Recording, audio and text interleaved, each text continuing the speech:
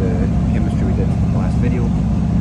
Basically, what was it? It was the rate of a reaction can be increased by increasing the concentration of the reactants, the temperature of the reactants, the surface area of the reactants, and the addition of a catalyst. 4 ways to increase the rate of reaction there. Chemical reactions happen when there's a change in colour, production of a solid, production of a gas, and energy change. So today we looked at, or I looked at chemistry in action, which is chemical reactions in your world. For example, fireworks. Fireworks are just chemical reactions happening very, very quickly using different metals for different colours. For example, sodium produces yellow, lithium produces red, barium produces green, and so on. Also, airbags in cars are inflated very quickly due to explosively fast chemical reactions taking place to produce the gas. Obviously, this has to happen as fast as possible to prevent injury. Rust is where iron or steel is exposed to the weather,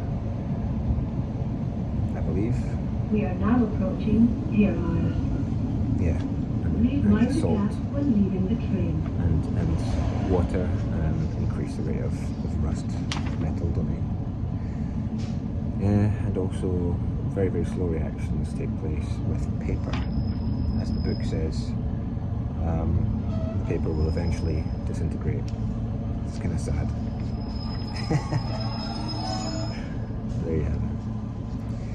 So today we're looking at Unit 2, rates of reaction 2, and it's quite interesting because it shows us that we can study the rate of a This reaction. train is for East Kilbride. For example, The next marble stop chips in is hydrochloric East acid Kilbride. by observing Please mind A, the gap how between much the gas train is and the produced platform as you leave the train. using a stopper and a tube going up into a kind of a syringe thing, which can be an upside down measuring cylinder. Oh, I remember them, measuring cylinders.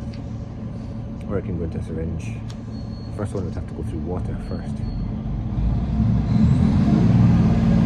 Second one, just into a syringe, so that's pretty handy.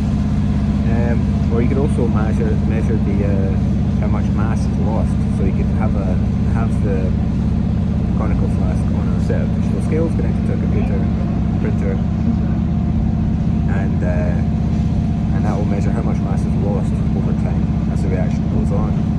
Marble chips, of course, being it's a calcium carbonate, I think it is. You'll remember.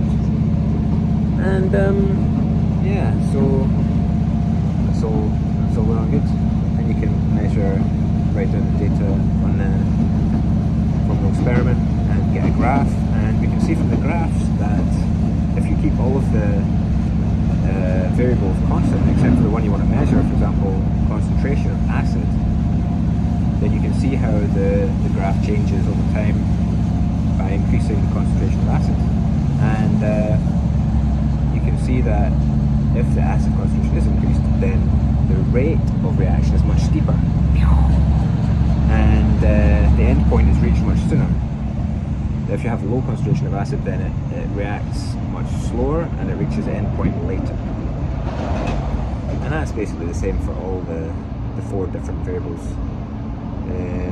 Increase in surface area, increase in temperature.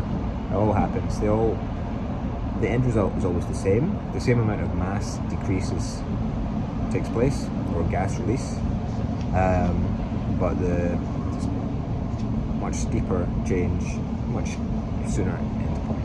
The end point is where the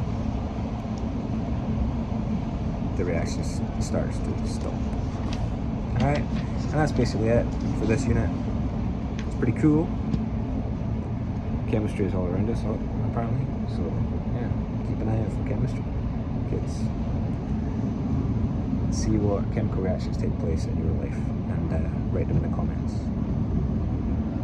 Thanks very much for watching. Goodbye.